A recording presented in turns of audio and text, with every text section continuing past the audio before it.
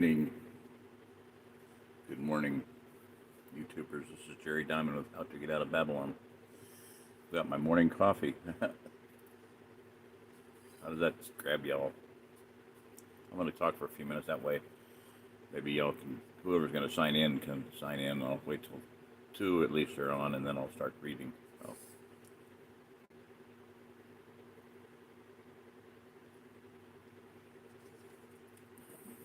Narcissists are nasty people, and liars are nasty people. Backstabbing, lying narcissists are some of the worst people on earth. And I don't understand all the psychology names and everything. I understand bipolar manic depressive. We had a friend that was bipolar manic depressive, multiple personality disorder, MPD, SRA, satanic ritual abuse, which I don't know applies to too many people that I know, possible. But, some of these things, a narcissist I understand to some degree. And some people in my life are narcissists. I understand that. So they're lying. I'll name names someday, but not right now. I have before. Perhaps I can slip their name in surreptitiously, and you have to connect the dots on your own, Deb. Got a new nickname, Dirge. Dancing Rabbit Judas. Yeah, so anyway,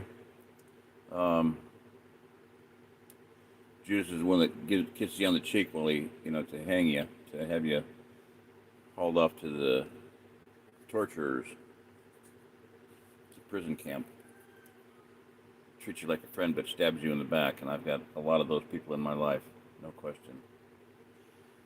And it's interesting to me now when I'm seeing it play out in one person's life at least, that last night my friend Bill said his grandmother told him, give him enough rope to hang themselves. And I don't remember what it was in reference to, but it was in the same context as, in the same time frame as this person that I just talked to him about. And I think that's what's happening. I believe he was probably going to hang himself. So, Dirge. Piece of work, I'll tell you. You want people around you that you can trust at your back. You can have watch my 6. You got my 6? Yeah. Somebody you can trust.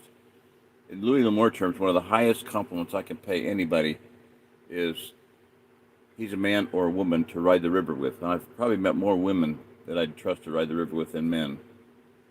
That includes my family, people that I thought were my close friends.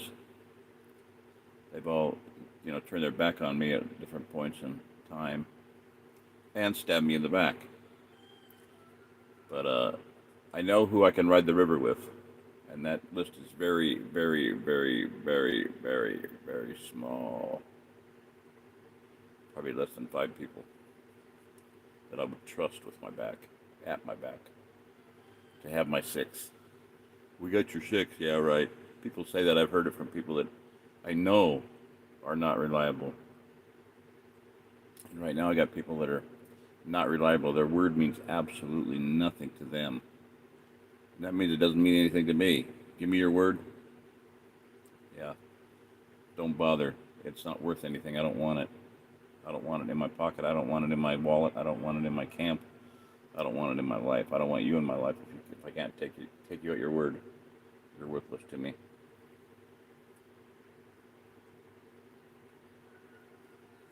So it's going to be interesting to see how this all plays out. It may play out rapidly. It may not. It may take another 2 or 3 years, but not that I want to be around to watch it, or I don't want to have them around under my skin and in my life to watch it play out. But anyway, so anybody on here? Oh no, don't tell me. You were on and went away. Zaptic Kaboom, where you at? Come on, buddy. All right, well, I'm going to read then. Nobody's going to sign on. I thought people would come in. Usually there are 2 or 3 people. Too bad, so sad.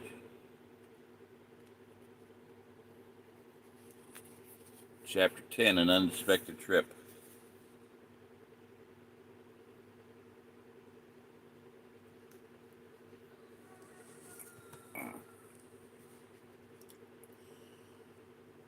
Susan was ready to chew on her hedge trimmer.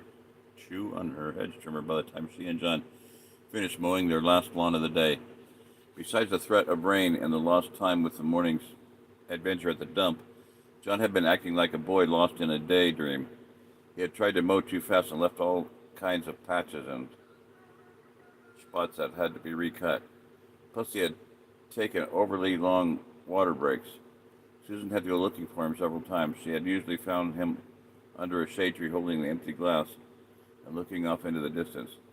By quitting time, Susan had it, even though they had caught up.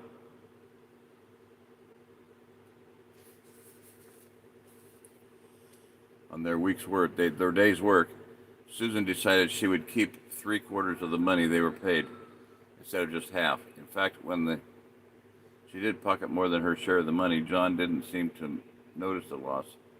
He pulled the lawnmower mechanically down the street, lost in his thoughts, still lost in his thoughts. Will you snap out of it? Susan demanded. What's wrong now? John asked. You've been acting like a sleepwalker all afternoon, Susan said.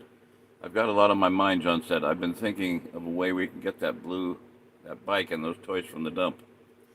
It'll be a fairly big operation. We really need a truck to do the job right. Yeah, like a semi-tractor, tractor-trailer truck that you don't have, your dad don't have, your uncle don't have, nobody has. To do the job right, but a large car would work.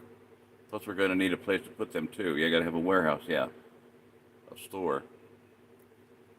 You don't have any of that, little kid. There's some room in the shed, but not enough for that many toys. I could trust Roger to put some in his room if I cut him in on a percentage. I know this is a story, it's an author, but I shouldn't get into really stupid details like this. Obviously this is impossible.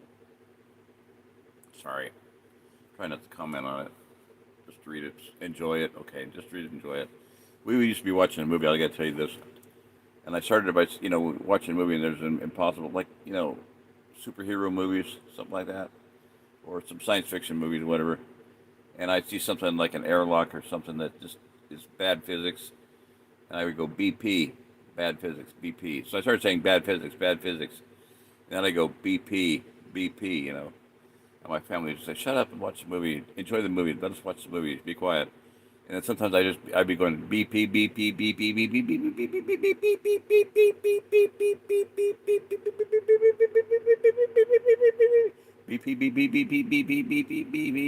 BP, BP, I get just that, like a Geiger counter. So they say, shut up, Dad, let us watch the movie.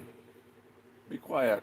Anyway, it's my BP meter monitor is going off here. My BP alarm is going off.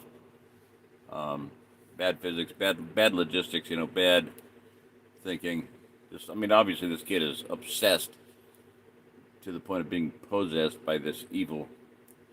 And that's what happens with people that are obsessed and possessed by, however you want to say it, their lives are influenced by demonic activity, by daemons, and rather than by God, rather than by angelos.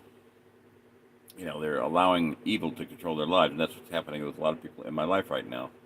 They're lying, they're backstabbing, and they're being controlled by evil.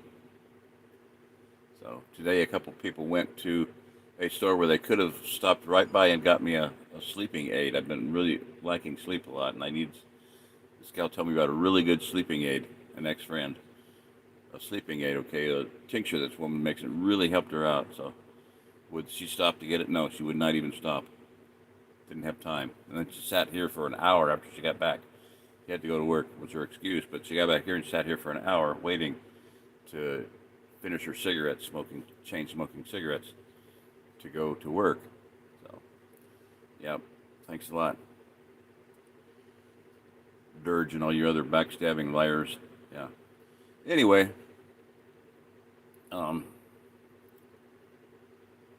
so being controlled, whether you're literally possessed by a demon or you're allowing your mind to be controlled by the thoughts that demons put into your mind, I don't see a lot of difference because the end is going to be the same. And that's what you see in the storyline is the demons, putting the chains back on, even though the chains have been broken by the kings, the three kings, the chains from the deeper world, the demonic realm, the demons have been broken. You allow the demons to put them back on, to put that link back around your neck, and so so that Mrs. Happy can put her hook in and grab it and pull, like Barry or whatever. But she's still affecting John's life with their hook and her chains and stuff. So that's what you're seeing here. And then later we'll see snakes biting, you know, into their arms and stuff. So that's what I'm seeing in his. That's why I wanted to read the stories because of the picture that it paints of the deeper world. Okay, and how the forces of darkness interact with the people on Earth, real people like you and me, and Dirge and other low lights around here that are lying, backstabbing, allowing the enemy to speak for their minds. I used to, for a while there, I started saying, and I like the phraseology, they're thinking with other people's brains, and this woman did that. No question, did that one time. Some guy was over and made a comment that Jerry needs a mother. No, Jerry doesn't need a mother. He just needs somebody that listens to him. But I'm not like a little kid. I don't need a mother. I mean, having help would be nice, sure. Of course, Jerry needs 100 mothers, 1,000 mothers. I need some moms to help me. I've helped moms. So anyway, a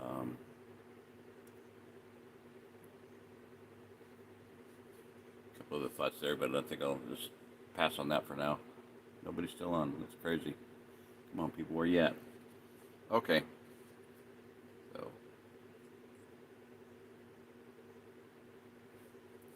So he's talking about I could let Roger put some.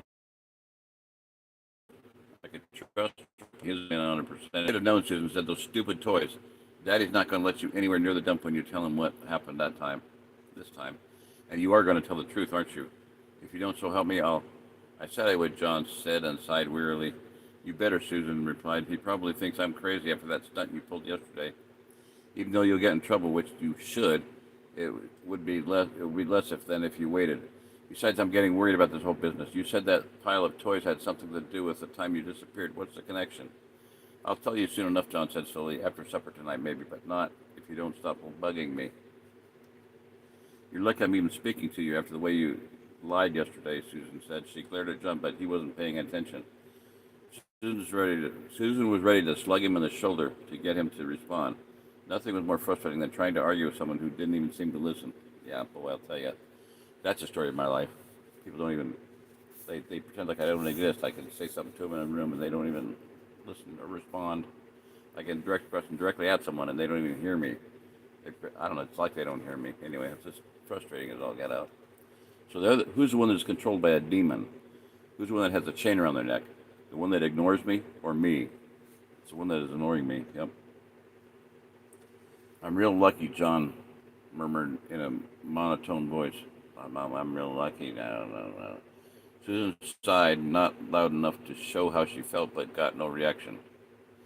Susan sighed out loud to show how she felt, but got no reaction. I'm sorry about that.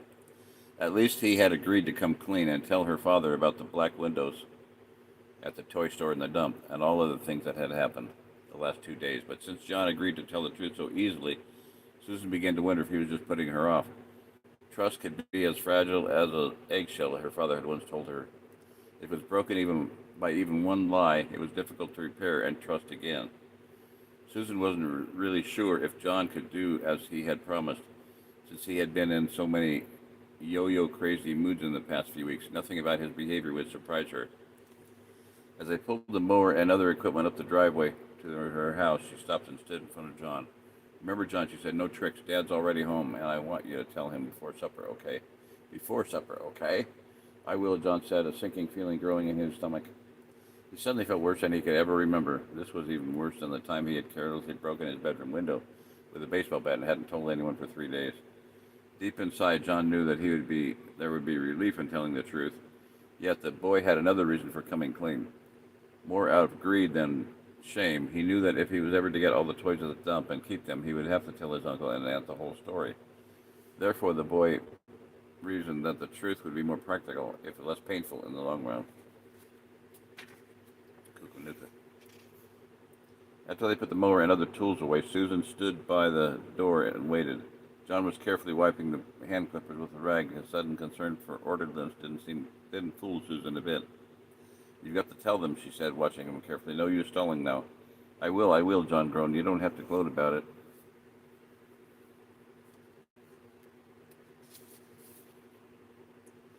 "I'm not gloating," Susan said defensively. "You really have a rotten attitude. You didn't even act sorry. And you haven't apologized to me yet, even after I practically saved your life this morning, not to mention the embarrassment you caused me yesterday." Just then the door into the house opened. And it's a long-ass chapter. I have to cut it in half. The first long one is like this, I think. Let me check it out here. How long is it actually? It's usually about 9 pages, 10 tops. 87.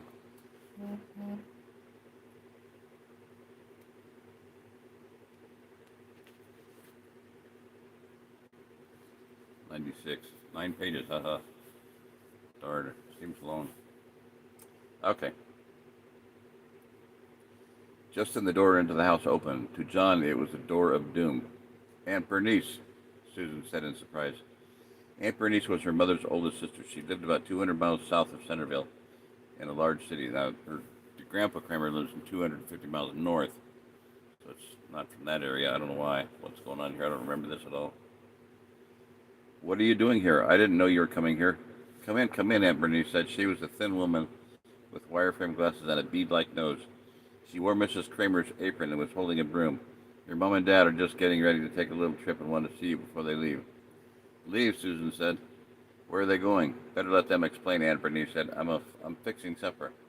We'll be eating at 5:15 sharp, so you kids get cleaned up. I don't want any horseplay before supper." Susan and John stopped in the living room. Mrs. Kramer was sitting on the couch with Lois and Catherine on either side of her. Catherine's eyes were red and wet, as if she'd been crying. "What's going on?" Susan said. "Your mother and I are taking a little trip," Sheriff Kramer said. "We'll be going down to stay at Bernice's house, and she'll be here to take care of your children for the next couple of days. But why are you leaving?" "Mommy's sick," Catherine whispered. "She's going to the hospital." "Only for some tests," Mrs. Kramer said. Her face seemed thin and pale, but her smile was reassuring. "Dr. Brimberry doesn't have the equipment he needs here, but he suggested I go." "Well, what's wrong with you?" Susan demanded, suddenly feeling a kind of knot of fear growing in her stomach. "Nothing serious," her father said. "Your mom hasn't been feeling well because, well, she's going to have a baby." "Ah, come on." "A baby," Susan said. Her surprise was complete. "You can't have another baby. Aren't you too old or something?" Mrs. Kramer laughed. John plopped down on the couch beside Catherine. He was just as stunned by the news as Susan. "I'm not that old," Mrs. Kramer said with a smile. "We didn't plan on this baby, but your father and I are both very excited. I've been having more severe morning sickness than I had with you children, and there are some other little complications. I may have a pinched nerve in my back, so that's why I'm going to the hospital for the test. We'll be back by Thursday evening if all goes well." "That's right," Mr. Kramer said. "And I want each of you to be a big help to Bernice, especially you, Susan, since you're the oldest." "Yeah, right. There's really nothing to worry about. We would have told you sooner, but Dr. Brimberry didn't make arrangements until this afternoon. We've got to go now. Give your mom a hug." Susan was still too stunned to move. She gave her mother a quick hug, then watched her go out the door. She was still standing by the big living room window as they drove away. For a moment, nobody hugged John.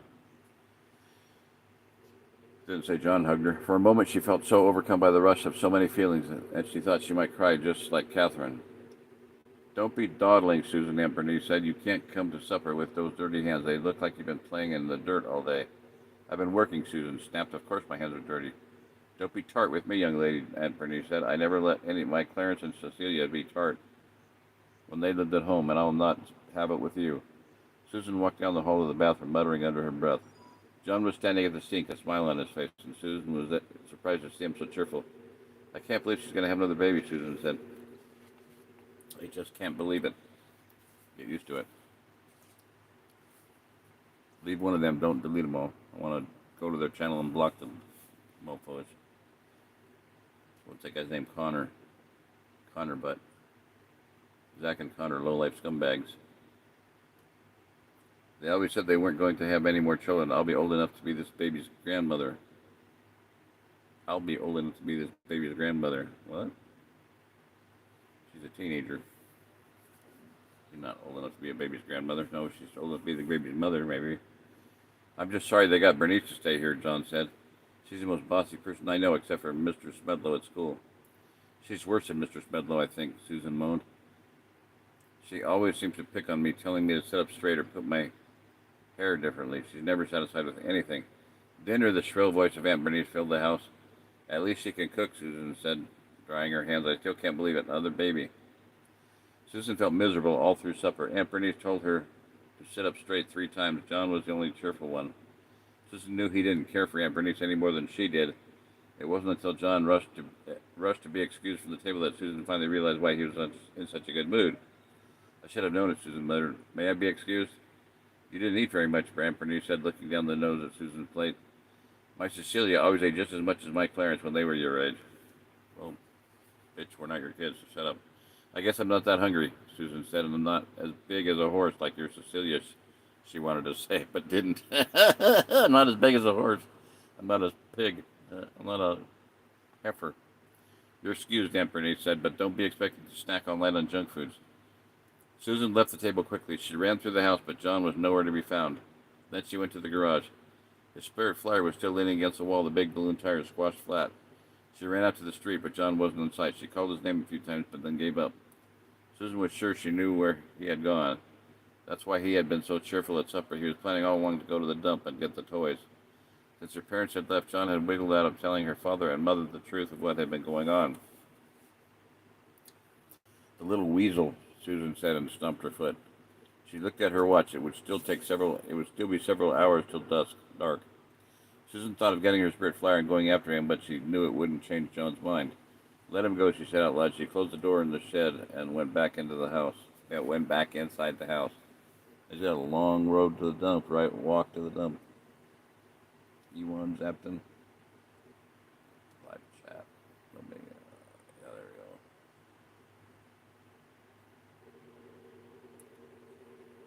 Well, always finds this level. Hey.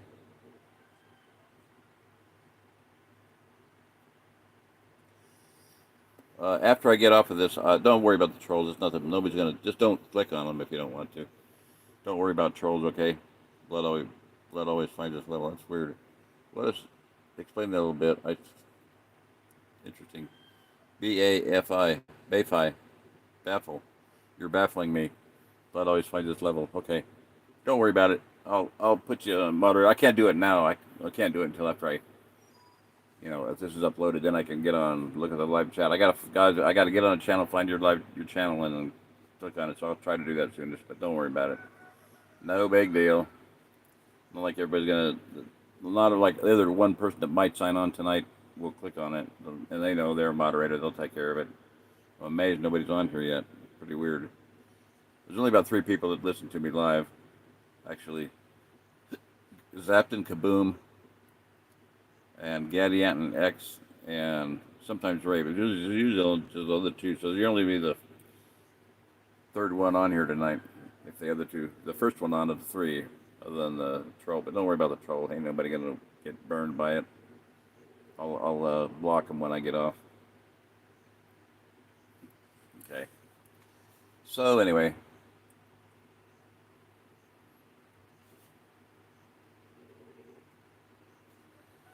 So Susan thought about getting her Spirit Flyer and going after him to the dump, but then she said, let him go, she said out loud. She closed the door to the shed and went back inside the house.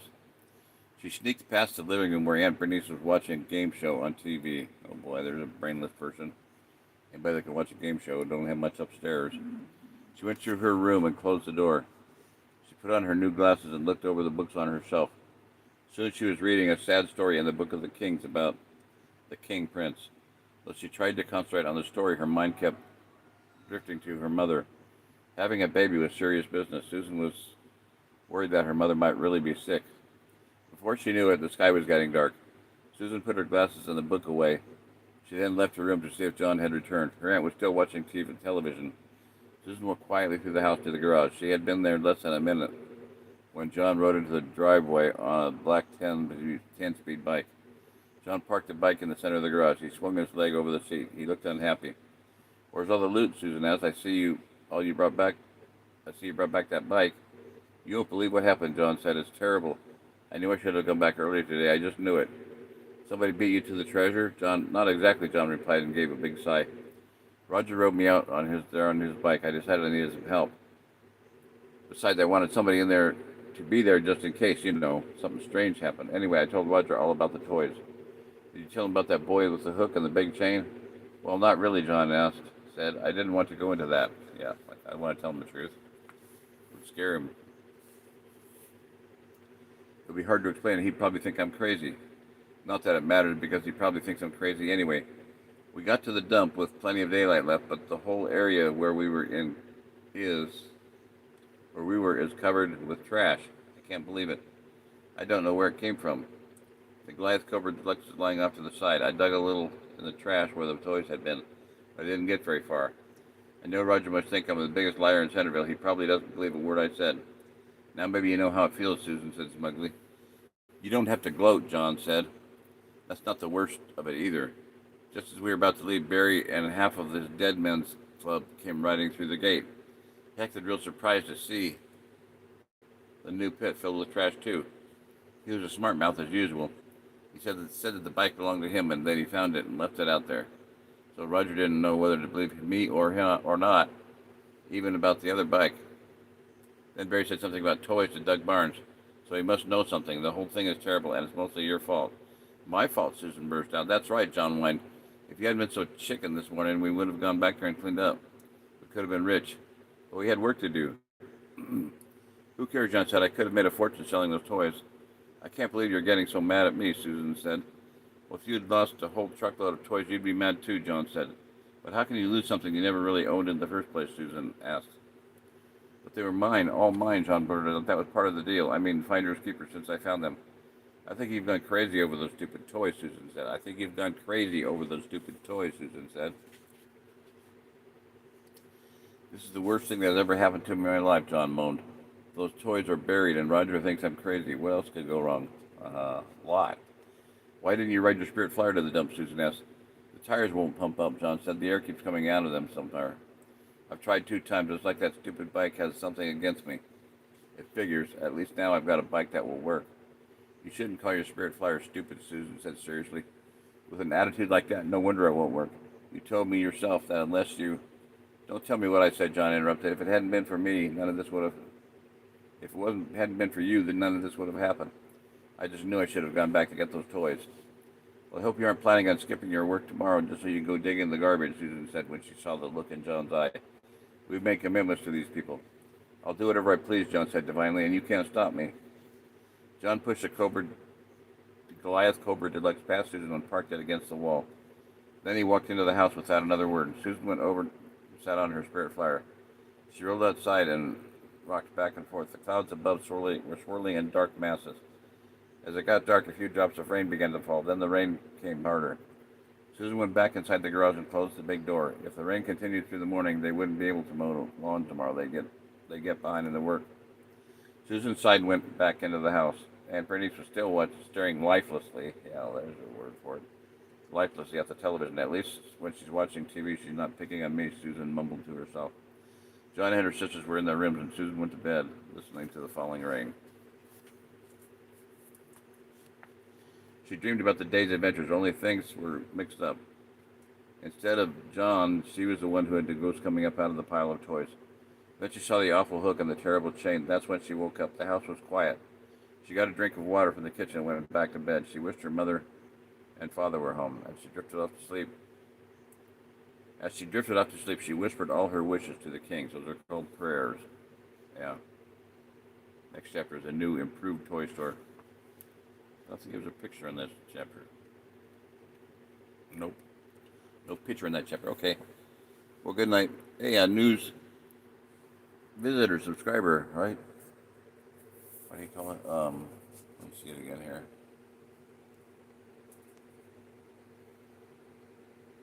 Baffle. Blood always finds its level. I'll go back to your channel. I was not impressed with that video. I didn't know what it meant and what it was about, so that's why I made the comment. Like I did not subscribe because I don't know what the heck your channel is about. So anyway, I'll go back to it. So good night. God bless. Hallelujah. Pray for me. My new subscriber there. I assume you subscribed. I don't know if you did or not, but I can't tell. All right. Good night. Yahweh bless everyone that's listening or will listen to this in the future. Like I say, good morning, good afternoon, good evening, YouTubers all across the world, around the world, and across the Ozark Plateau and across in the country here. Since you're new to my channel, let me say this. I have believed for quite some time that there will someday be a lot of people coming here to the Ozark Plateau. The Ozark Plateau is like a gigantic land of Goshen right in the middle of the United States. I mean, seriously, right smack dab middle in the main part of the United States, the continental United States, from the Rockies to the Appalachians. Okay, from Texas to Greenland is the Craton. That's how big the Craton is. It goes from mid-Texas, goes right between Dallas, Fort Worth, and up to Greenland. It includes Greenland, but Iceland is right on the line of it. Okay, so there's a pressure relief valve on the northeastern edge of the Craton, and there's a pressure relief valve on the western edge of the Craton at Yellowstone. Those are both fissures that go down to the magma, the mantle of the Earth. The Craton is less dense than the Earth's mantle. It can't sink into that mess. Now the rest of the continent of the United States, the main part of the other part of the continent is outside of the east of the Appalachians and west of the Rockies. Everything west of the Rockies can sink right into the ocean. Seriously, serious. It may happen. That's why you see that portrayed in so many maps. Edgar Casey, the U.S. Navy map, Chet Snow, Running Deer, Lori Toy's America map, Gordon Michael Scallion's map, and you can see all those maps on a website called Disaster Girl. Look up Disaster Girl Future Maps of the United States, and you can see about 10, 15 different maps, and about 6 or 7 of them all are very similar because they have a large part of the western United States missing right up to the Rockies, and the middle of the United States, the Mississippi River Valley, wide open, like 300 miles of ocean, open seaway from the Great Lakes down to the Gulf of Mexico. I believe that will probably happen because geologically it makes sense. Geologically it fits. If you study the construction of the United States geologically from a perspective of especially when taking into consideration the Craton, it's going to happen. There's no question that it will happen. People have dreams all the time about getting out of Texas because it's going to be underwater. Parts of Texas, down by, look where El Paso is. Kid down there, a little young man down there is having dreams on it, like almost every night. Texas is going to be underwater. He wants to get out. So, yeah, it will be.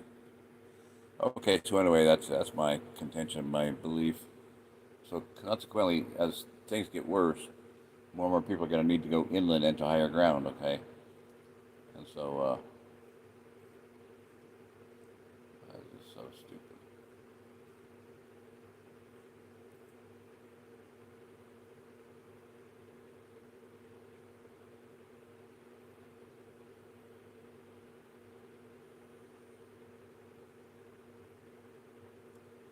I'm reading your thing there. Yeah, I didn't click on it, on the description, but I didn't see anything in there. I'll go back and look, give you a second chance, or a second try. Don't be upset about it,